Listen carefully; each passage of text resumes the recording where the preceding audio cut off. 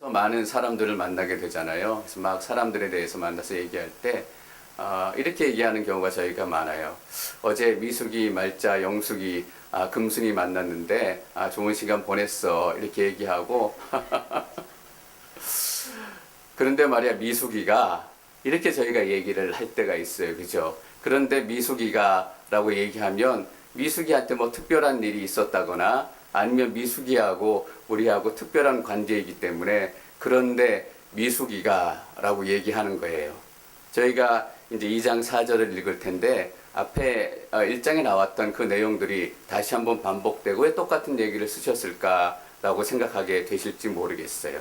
2장 4절부터 진행되는 얘기가 미숙이 얘기예요. 우리에게 중요한 얘기고 우리가 현재 이 땅 가운데서 이러한 삶을 누리고 있는 이유이기도 하기 때문에 하나님께서 모세를 통해서 다시 한번 기록하게 하신 것이에요. 저희가 2장 4절 말씀 읽도록 하겠습니다. 2장 4절 시작.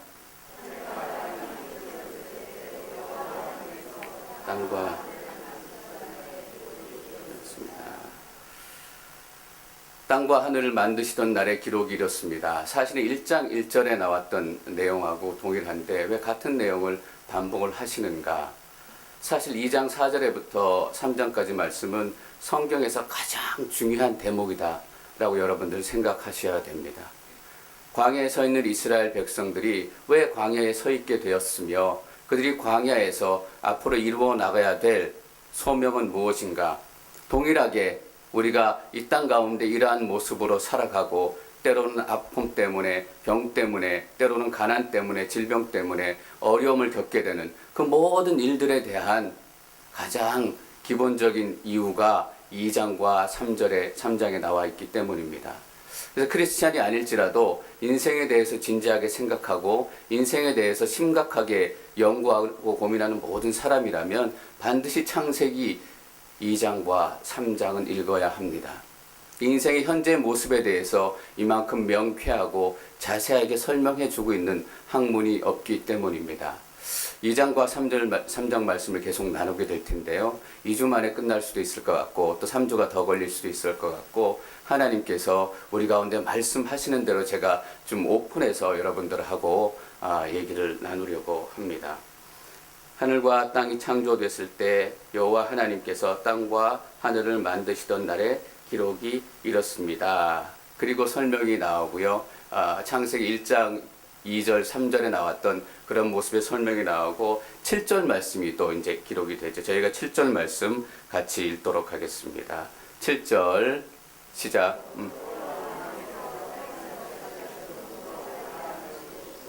그 코에 생기를 불어넣으시자 사람이 생명체가 됐습니다. 아멘. 여호와 하나님께서 1장에서는 계속 하나님께서라는 말만 썼는데 2장 4절에 접어들면서 여호와라는 말이 처음으로 등장합니다. 성경에서 어떤 말이 처음으로 등장할 때는 굉장히 의미심장한 순간이고 또 사건이죠.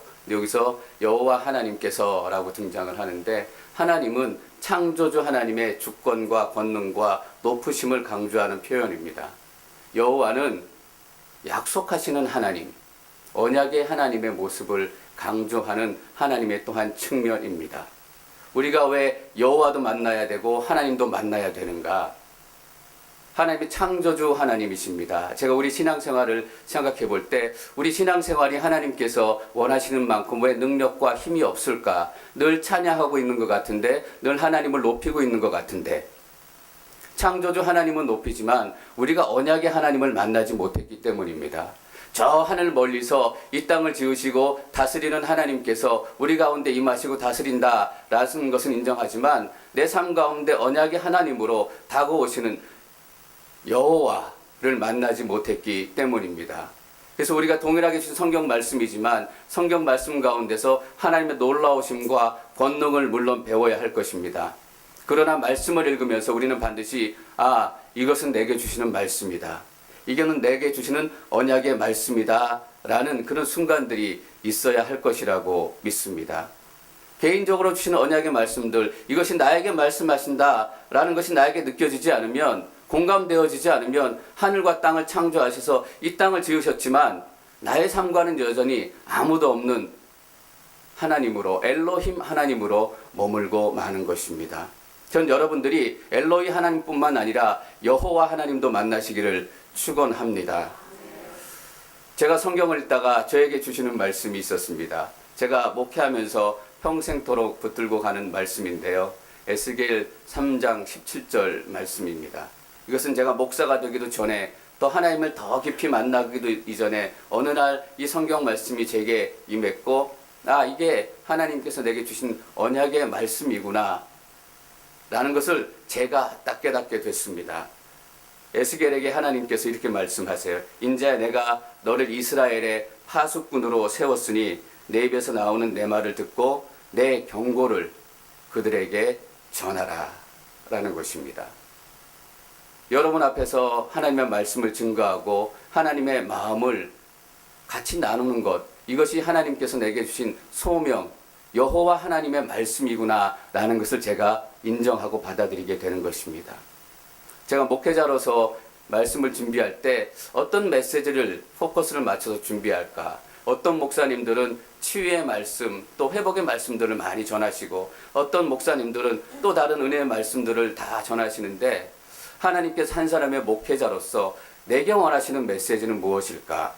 나와 함께 사역하게 되고 나와 함께 하나님의 말씀을 나누게 될 그분들에게 내가 전해야 될 하나님의 말씀의 그 한 부분, 왜냐하면 저의 짧은 인생으로는 하나님의 말씀을 다 증거할 수 없기 때문입니다. 하나님의 놀라운 능력이 제게 임해서 내게 주신 은사라든지 여러 가지 환경의 경험을 통해서 나를 통해 사용하시는 것이 무엇인가? 저는 이 말씀을 붙드는 거예요. 내 경고를 그들에게 전하라. 저의 입을 통해서 경고의 말씀이 선포되어지기를 원하는 것입니다. 저도 더 회복과 은혜와 그런 이야기들을 나누고 싶은데 그때마다 이 말씀이 제게 떠올라요. 그런 메시지를 전할 목사님들은 많다. 내게 주신 은사와 내게 주신 하나님의 사명은 경고의 메시지를 전하는 것이다. 이 경고의 메시지를 통해서 여러분의 인생을 흔들고 여러분의 인생 가운데 하나님의 따가운 말씀을 전하고 여러분의 인생 가운데 하나님의 불편한 말씀을 전하는 것, 이것만이 메시지의 핵심은 아니라고 물론 생각이 돼요. 어떤 분들은 은혜와 회복의 말씀을 통해서 여러분들이 하나님을 더 깊게 만나게 도우실 거예요. 그러나 저에게는 이 경고의 말씀을 전하라 라고 분명히 말씀하셨기 때문에 어떻게 보면 여러분들을 제가 불편하게 만들지도 모르겠습니다.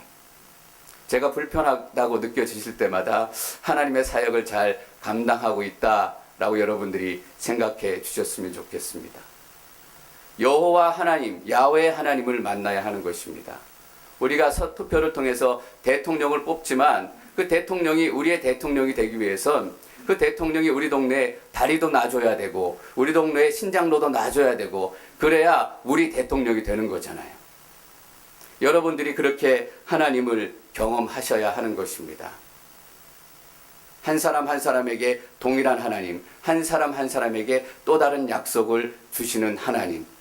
저는 성경을 읽으실 때마다 여러분들이 이것이 내게 주신 하나님의 약속의 말씀이다 라고 클리어하게 깨닫고 들리는 순간들이 계속적으로 나타나기를 바랍니다. 오늘 그래서 모세는 창세기 2장 4절을 시작하면서 여호와 하나님이라고 기록을 하고 있는 거예요. 광야 앞에 섰던 이스라엘 백성들이 그 약속의 하나님을 만나기를 원했어요. 왜냐하면 그들이 시내산 언약을 받은 그 살아있는 증인들이기 때문이에요. 그래서 성경을 읽을 때 하나님 나라 중심으로 읽기도 하고 예수 그리스도의 사랑을 중심으로 읽기도 하고, 그러나 중요한 것은 하나님의 언약의 관점에서 읽는 것도 굉장히 중요해요. 모세에게 주셨던 시내산 약속, 아브라함에게 주셨던 아브라함의 약속, 아브라함의 언약, 다윗에게 주셨던 다윗의 언약, 노아에게 주셨던 노아의 언약, 이 언약들을 중심으로 성경을 읽어가는 것도 정말 좋은 영적인 습관이에요. 그래서 신학 중에 언약 신학이라는 게 있어요. 이 신약을 중심으로 성경을 다시금 조직하고 다시금 하나님의 말씀들을 정리하는 거예요.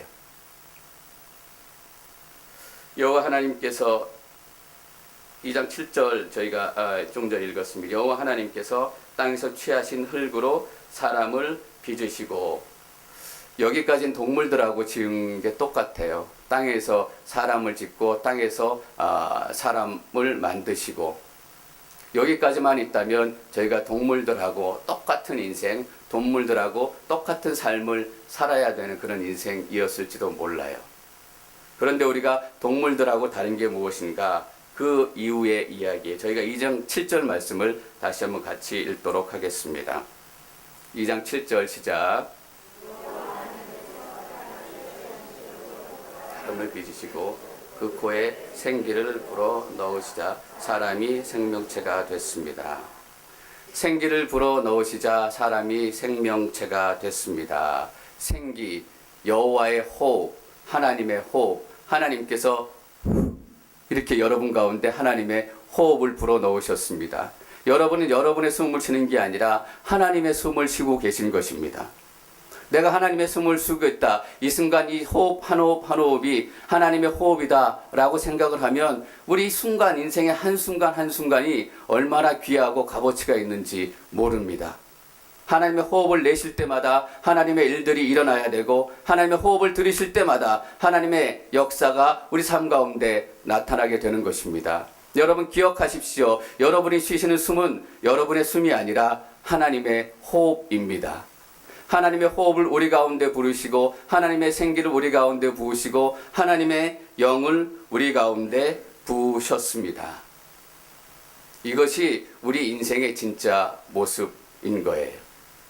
그런데 우리 삶 가운데 하나님의 모습이 빠지고 하나님의 생명이 빠지고 하나님의 영이 빠지기 시작하면 우리는 동물들과 똑같이 살아가게 돼요. 지금 이 시대가 동물들의 삶과 또 동물들의 삶의 패턴과 너무나 많이 닮아간다라는 생각을 하지 않을 수 없어요. 여러분, 진화론의 핵심 중에 하나가 이것이 적자 생존, 강한 것이 살아남는다. 진화론은 하나님이 빠진 인생의 기원에 대해서 얘기해요. 하나님이 빠지고 하나님의 생명이 빠지고 하나님의 호흡이 빠진 세상은 적자 생존의 세상이 돼요. 그래서 강한 것이 살아남고 힘센 것이 살아남고 많이 가진 것이 살아남고, 그래서 우리 교육의 시스템도 그것이 중요한 포인트예요. 많이 가지는 것, 힘세지는 것, 건강해지는 것.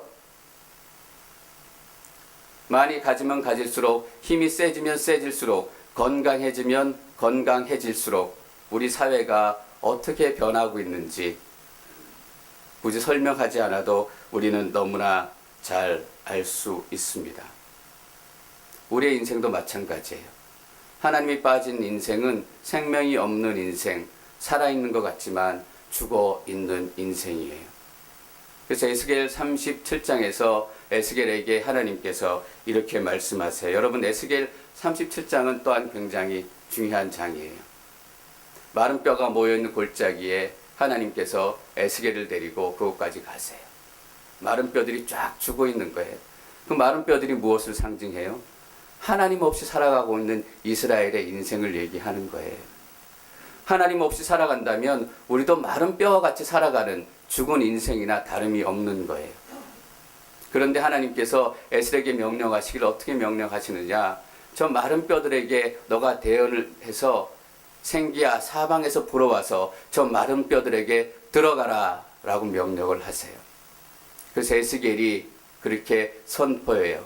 내가 너희들에게 선포하노니 생기야 들어갈지어다 라고 선포하니까 그 뼈들에게 힘줄도 생기고 근육도 생기고 살아날 뿐만 아니라 어떻게 되는지 여러분 혹시 기억하세요? 여호와의 군대가 돼요. 여호와의 생기가 들어간 인생은 그냥 간신히 사는 인생이 아니라 여호와의 군대로 사는 인생이에요. 저는 여러분의 삶 가운데 여호와의 생기가 더 충만하게 임하기를 축원합니다. 저는 이 말씀 생각하면서 우리 송영선 권사님 생각했어요.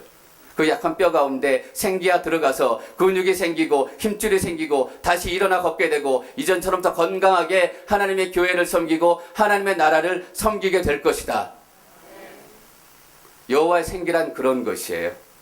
우리의 능력이 되는 것이고 우리의 삶의 가장 원동력이 되는 것이에요. 여호와의 생기가 빠진 예배, 여호와의 생기가 빠진 인생. 우리 모두는 여호와의 생기가 빠진 예배가 어떤 예배인지 다 그것도 경험했어요. 그것도 하나님의 은혜라고 얘기하면 은혜라고 얘기할 수 있죠. 여호와의 생명이 빠지고 여호와의 생기가 빠진 예배가 얼마나 지루하고 처참하고 힘든 예배고 고통인 예배인가. 우리가 예배를 위해서 기도해야 돼요. 여호와의 생기가 사방에서 불어와서, 사방에서 불어온다는 건 뭐예요? 다 둘러쌌다는 얘기예요.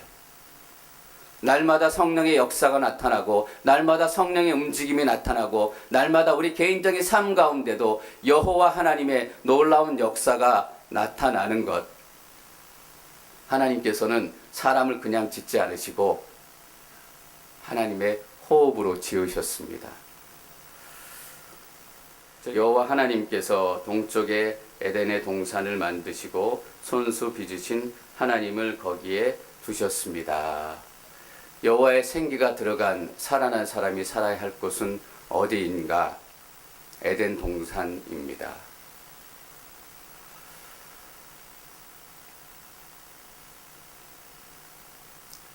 우리 교회에서 오랫동안 잘못 가르쳤던 것 중에 하나가 바로 이것이에요. 세상의 적자 생존의 원칙이 우리 가운데도 그대로 들어와서 가르쳐진 것이 무엇인가 하면, 크리스찬이 먼저 잘 되고 크리스찬이 부자가 돼야지, 크리스찬이 먼저 건강하고 먼저 남들에게 잘 보여야지, 그래야 그거 보고 사람들이 믿지 않겠어? 그래야 사람들로 예수 믿을 만 나지 않겠어? 저도 그렇게 많이 배웠고 저도 많이 그렇게 가르쳤던 시절이 있던 것 같아요. 그런데 그게 아니에요. 그것은 적자 생존의 문화, 진화론의 문화가 우리 교회에 물들었기 때문이에요. 우리 교회 역사를 돌아보면 금방 알 수 있어요. 크리스찬들이 부자가 됐기 때문에 교회가 이만큼 커졌어요. 크리스찬들이 건강했기 때문에 복음이 2000년 동안 흔들리지 않고 여기까지 왔어요. 아니에요. 진짜 복음이 지켜진 것은 가난한 가운데, 연약한 가운데서도 무릎 꿇지 않고 믿음을 지켰던 믿음의 사람들 때문이에요. 그들이 가졌던 재산이나 그들이 가졌던 건강 때문에 사람들이 예수님을 믿게 된 것이 아니라, 그들의 연약한 신체, 그들의 헐벗은 그 삶 가운데서도 그들이 예수님을 버리지 않고 끝까지 예수님을 지켰기 때문에 그 복음이 지금까지 살아나온 것이에요. 저는 한 사람의 목회자로서 이 말씀이 딱 떠오르는데, 얼마나 마음이 아프고 또 얼마나 여러분들 앞에 죄송한지 모르겠어요. 한 교회의 잘못, 한 목회자의 잘못이라고 제가 비난하는 게 아니에요. 우리의 모두의 책임일지도 모르겠어요. 우리가 세상에 나가서 그렇게 배웠고 그대로 우리가 하나님의 말씀을 가르쳤기 때문에,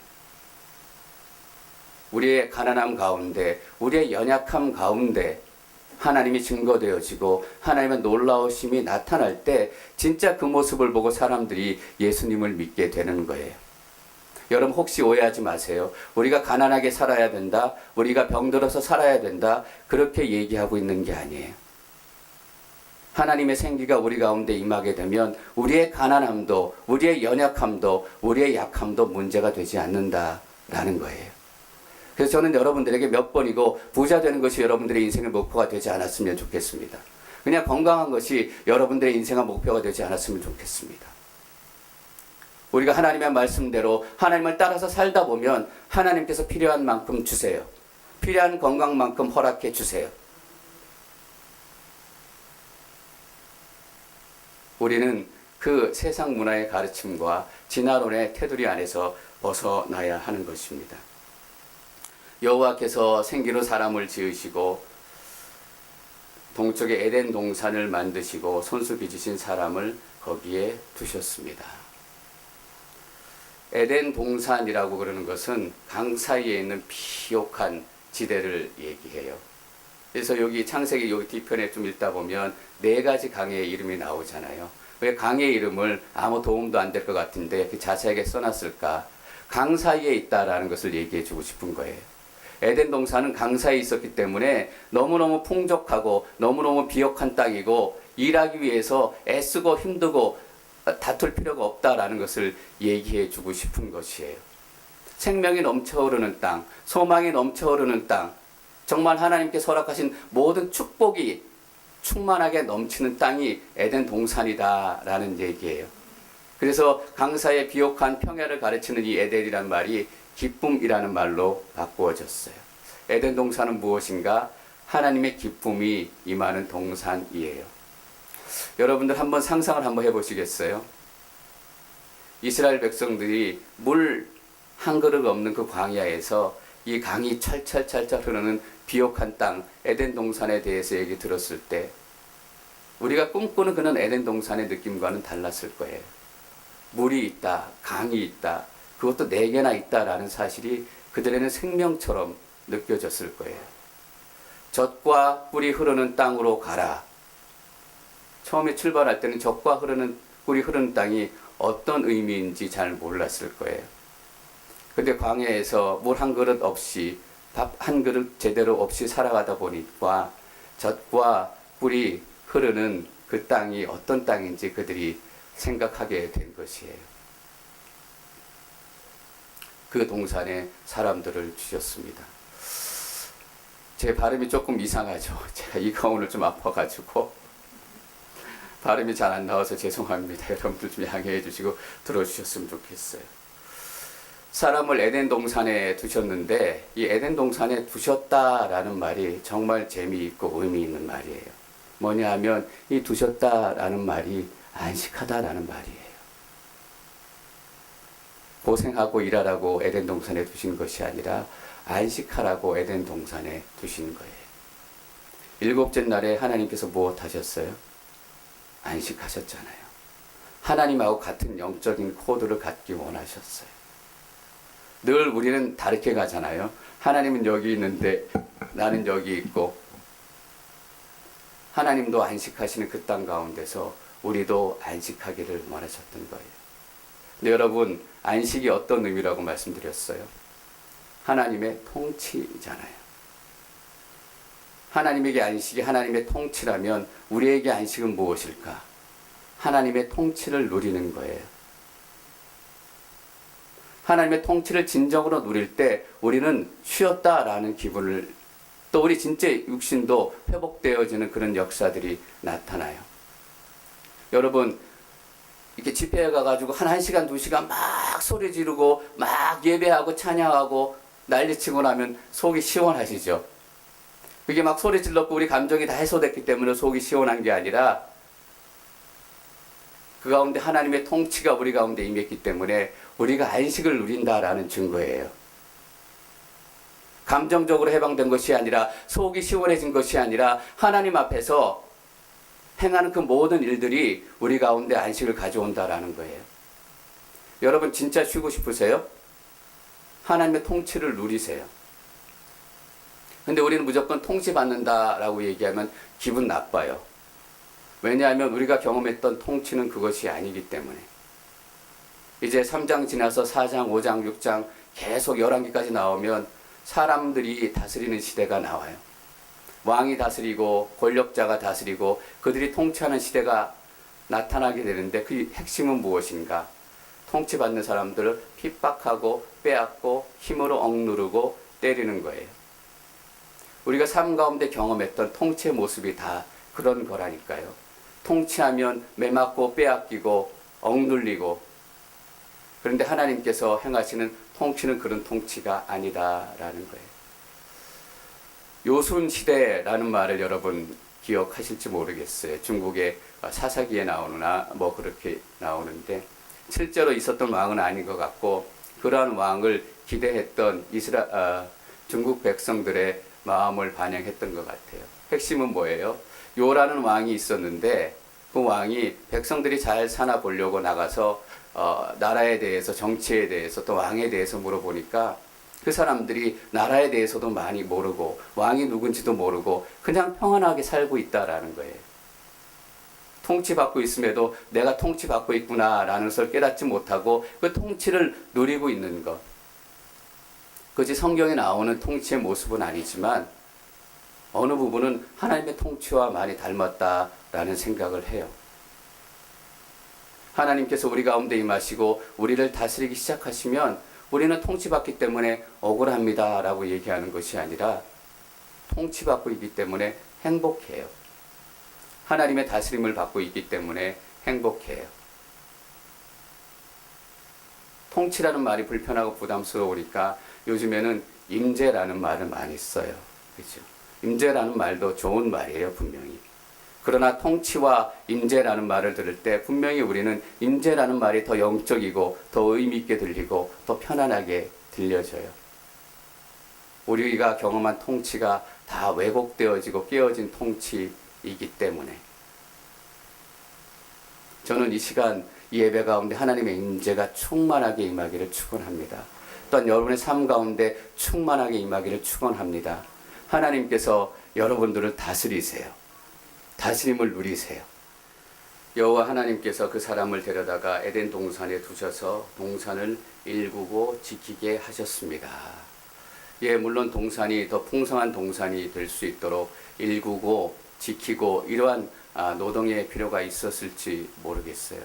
그러나 제가 이 말씀을 묵상하면서 떠오르는 그 모습은 일구고 지키기 위해서 바삐 움직이는, 특별히 이스라엘의 성막의 성전 앞에서 제사 드릴 때 막 제사 준비를 하기 위해서 바삐 움직이는 제사장들과 또 그 백성들의 모습이 생각이 났어요. 또 지키고 일구는 이 말씀 가운데 예배를 준비하기 위해서 토요일날 나와서 찬양 연습하고 또 아침에 일찍 나와서 자먹을 만들고 서둘러 나와서 예배 전을 정리하고 부지런하게 움직이시는 그 많은 분들이 생각이 났어요. 에덴 동산을 지으셨을 때 특별히 더 하나님께서 아름답게 지으셨다면 에덴 동산을 지으실 때 하나님의 꿈이 있었을 거예요. 어떤 꿈이 있었을까? 예배예요. 하나님의 통치가 임하고 우리가 하나님의 통치를 누리는 것, 그 한마디로 얘기하면 예배잖아요. 주일날 예배에 참여하기 위해서 토요일날 서둘러 잠자리에 들고 또 새벽 예배에 참여하기 위해서 매일 일찍 삶을 정리하고 서둘러서 잠자리에 드는 것, 에덴 동산을 지키고 일구는 모습이다 라고 생각이 됩니다. 우리의 일주일의 삶을 바쁘게 살아가는 것, 이 주일날 하나님의 전에 나와서 하나님을 찬양하고 예배하고 싶다. 그것이 에덴 동산을 지켜가는 삶이고 에덴 동산에 주신 하나님의 꿈을 이루어가는 삶입니다. 저희 교회 선교 프로그램 가운데 에덴의 꿈이라는 사역 프로그램이 있었어요. 나중에는 샤이닝 글로리라는 프로그램으로 섬기기로 했지만 여러분들이 그 프로그램을 섬기실 때 얼마나 열심히 준비하시고 기도하셨을까? 하나님이 주신 에덴의 꿈을 이루시기 위해서 최소한 몇 달 전부터 준비하셨을 때고 또 연습하셨을 테고 그리고 시간을 내고 물질을 내서 다른 땅으로 가서 다른 영혼들을 섬기는 것. 그 어렵고 힘들고 바쁜 가운데서도 여러분들이 꿈꿨던 꿈은 한 가지라고 생각이 돼요. 내가 밟고 섬기는 이 땅 가운데도 하나님의 통치가 이루어졌으면 좋겠다. 하나님의 통치가 누려졌으면 좋겠다. 그래서 그들도 하나님의 임재를 경험하고 하나님께서 허락하시는 예배의 능력을 경험했으면 좋겠다라는 것이에요. 저는 그것이 에덴의 꿈이다라고 생각을 해요. 에덴 동산에 먹을 것이 너무나 많았고 부족한 것이 없었고 이것만이 에덴의 꿈이 아니라 하나님께서 진정으로 임하셔서 약하고 힘들고 어렵게 사는 인생들이 에덴에 들어와서 하나님의 임재와 통치를 경험해서 그 회복을 누리게 되는 것, 그것이 저는 에덴의 꿈이다라고 얘기를 하고 싶어요. 저희가 18절 말씀 같이 읽겠습니다. 18절 시작.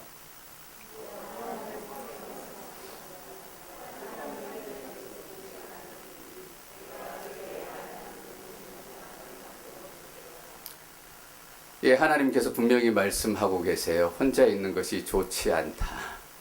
여러분, 혼자 신앙생활 하지 마세요. 혼자 신앙생활 하면 좋지 않은 모습이 돼요. 하나님께서 혼자 있는 것이 왜 좋지 않다라고 얘기하셨을까? 제가 묵상하면서 깨닫게 되는 것은 혼자 신앙생활하는 사람들의 모습이에요. 우리가 혼자 신앙생활하고 혼자 성경 읽고 혼자 기도하고 내 신앙생활이 정말 잘 되고 있는 것 같지만 그런 분들의 대부분의 특징은 뭐냐 하면 독단적이 되고 독선적인 신앙을 갖는다라는 거예요.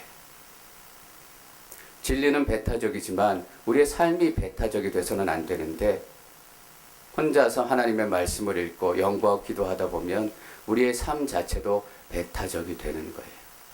하나님께서는 배타적인 진리를 가지고 세상을 덮고 품고 사랑하라고 말씀하셨잖아요. 그런데 반쪽밖에 못하게 되는 거예요. 그래서 우리가 큐티를 하지만 반드시 큐티 나눈 방이 있어야 되고 혼자서도 성경 공부를 하지만 함께도 성경 공부를 해야 돼요. 혼자 예배를 드리기도 하지만 반드시 함께 예배를 드려야 하기도 해요. 그렇지 않으면 우리의 신앙이, 우리의 삶이 독단적인 모습이 돼요. 전 여러분들이 혼자서도 하나님 깊이 예배하셨으면 좋겠습니다. 또한 이 공동체 가운데 드려지는 공동체 예배 가운데서도 하나님을 깊이 만나시기를 축원합니다. 혼자 있는 것이 좋지 않아서 하나님께서 영적인 동반자를 만들어 주셨어요. 돕는 배필. 이 돕는다라는 말, 섬긴다라는 말도 이 시대에 가장 왜곡되어진 말 중에 하나예요. 돕는 사람은 약한 사람이고 돕는 사람은 나보다 밑에 있는 사람이고 그런데 하나님께서 이렇게 말씀하세요. 내가 이스라엘 백성을 돕는 자로다 얘기하실 때 그 돕는 자, 에제르란 말이 똑같은 말이에요. 뭐예요? 돕는다라는 것은 영적 위아래 위치가 있는 것도 아니고 삶의 위아래 위치가 있는 것도 아니고 더 많이 갖고 덜 갖고의 차이가 있는 것도 아니다라는 거예요. 하나님의 똑같은 권능. 우리가 복음을 들고 선교지 가서 복음이 없는 영혼들에게 복음을 전할 때 그 영혼들도 우리랑 똑같다라는 거예요. 그것이 평등이에요. 적게 버는 사람도 많이 갖고 많이 버는 사람도 적게 갖고 이게 평등이 아니라 하나님 앞에 진짜 평등은 동일한 퀄리티를 가지고 하나님을 섬기고 서로의 삶을 섬기는 모습인 것입니다. 밑에 보면 하나님께서 동물들을 데려다가 아담에게 이름을 짓게 만드세요. 이름을 다 지었는데 그 짓고 난 20절 끝에 뭐라고 되어 있냐면 아담은 자기에게 알맞은 돕는 사람을 찾을 수 없었습니다 라고 기록하고 있어요. 하나님께서 그 과정을 통해서 아담이 외롭구나 라는 것을 느끼게 만드세요. 여러분 혼자 있으면 외로워지는 것, 또 혼자 예배하면 외로워지는 것, 하나님께서 그렇게 만드신 거예요. 내가 혼자 있으니까 외롭다, 이상하다 이렇게 생각하지 마시고 혼자 예배하니까 외롭다 이렇게 생각하지 마시고 함께 예배하고 또 우리가 함께 만나서 하나님의 사랑을 누릴 수 있었으면 좋겠습니다. 그리고 다음 시간에 계속적으로 우리가 나누게 되겠지만 하나님께서 결혼, 남자와 여자와의 만남에 대해서 기록하세요. 여러분들이 남자와 여자, 결혼에 대한 기록을 보실 때 먼저 생각하셔야 될 것은 단순히 한 남자와 여자가 만나서 사랑하고 가정을 이루고 행복하게 살고 이것을 뛰어넘는 진짜 큰 영적인 의미가 있다라는 것이에요. 뭐냐 하면 남자와 여자, 결혼의 이야기가 나올 때마다 우리가 먼저 생각해야 되는 것은 한 남자가 여자에게 헌신하듯이 한 여자가 한 남자에게 구별되어지고 헌신하듯이 우리가 그렇게 하나님께 구별되어지고 하나님 외에는 다른 어떠한 것들과 결혼하지 말아야 한다라는 것이에요. 하나님께서 우상 숭배를 얼마나 싫어하시는지 여러분 깨달으실 수 있겠어요. 또 신약 에베소서에 가보면 결혼에 대해서 얘기하면서 남편과 아내에 대해서 얘기하면서 그리스도와 교회에 대해서 얘기해요. 남편과 아내의 만남은 또 우리 가정을 이루는 것은 교회를 이루는 것의 비밀을 다 담고 있는 것이에요.